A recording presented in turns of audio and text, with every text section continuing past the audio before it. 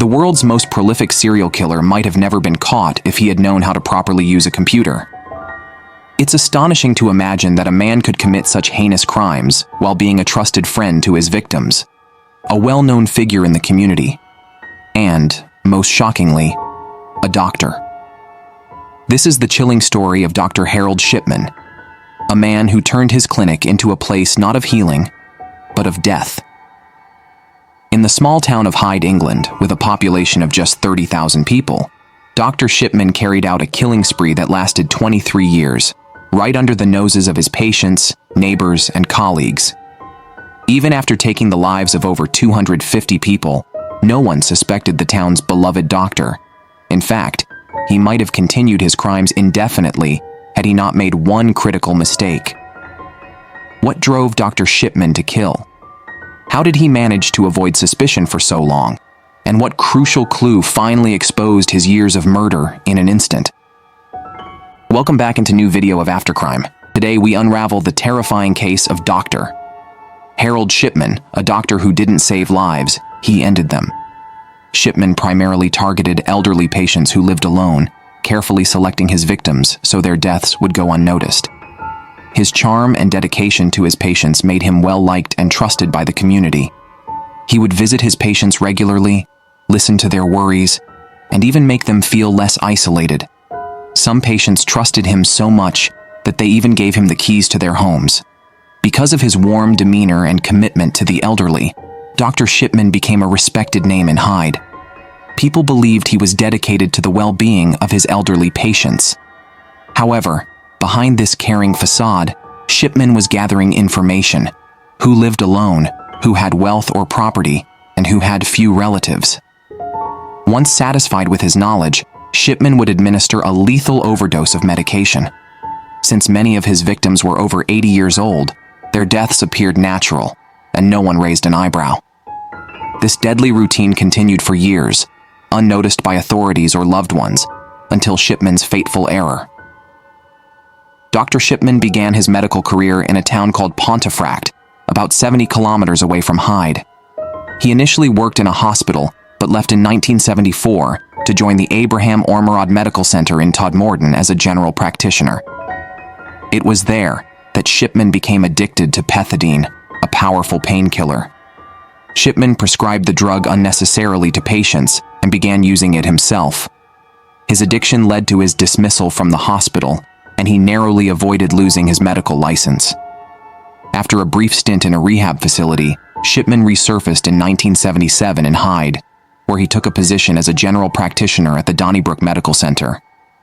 Throughout the 1980s, Shipman continued practicing medicine, though he never abandoned his drug addiction or his murderous tendencies. His killing spree intensified in 1993 when he opened his own clinic in Hyde.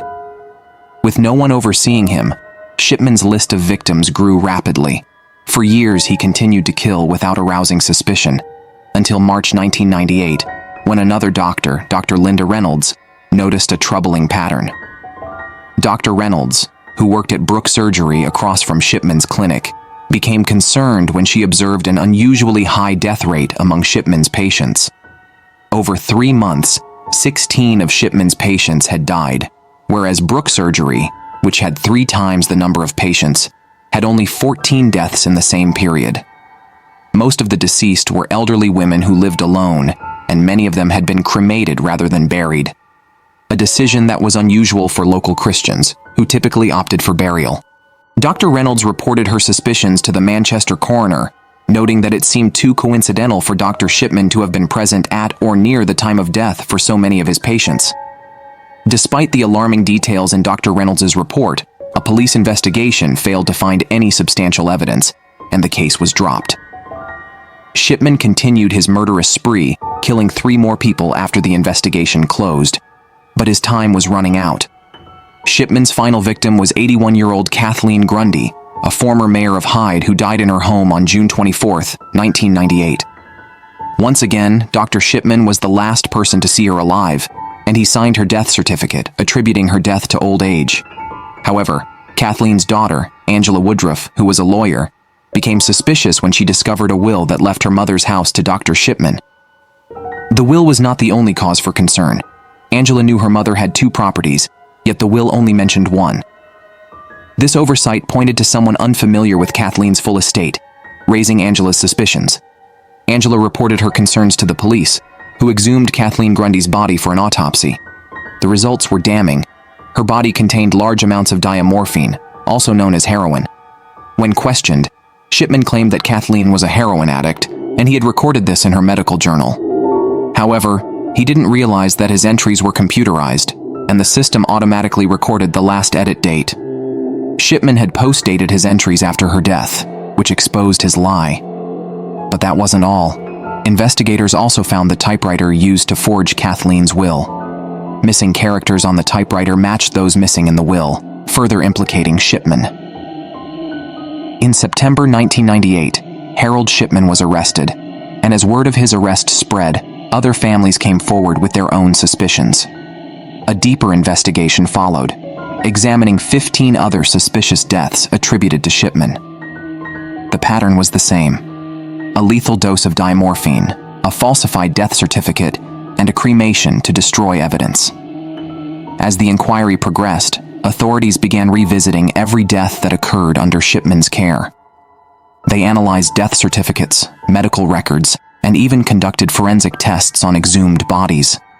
Interviews with victims' families revealed Shipman's long-hidden trail of murder.